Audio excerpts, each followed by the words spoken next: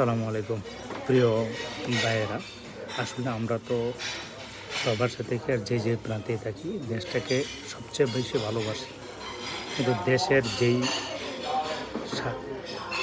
Situation তৈরি করে দিয়ে গেছে স্বৈরাচার হাসিনা, তারপরও ওর দূষররা মানে নীতিভ্রষ্ট, দলকানা, দেশপ্রেমিক না।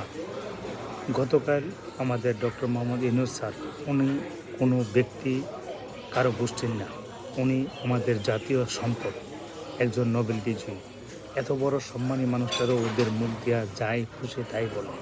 তারপরেও গতকাল ৩০ বছরের মধ্যেই প্রথম কোনো বাংলাদেশের রাষ্ট্রপ্রধান তার আমেরিকা রাষ্ট্রপ্রধানের সাথে এবং কানাডা রাষ্ট্রপ্রধানের সাথে মিটিং করে সর্বোচ্চ সমর্থন দেওয়ার ঘোষণা দিয়েছে। এটা আমাদের জন্য একটা অনেক কিছু, অনেক বড় পাওয়া। আমরা একটা গরিব দেশের নাগরিক, আমাদের বুঝতে হবে চোর সোসেরা ভালো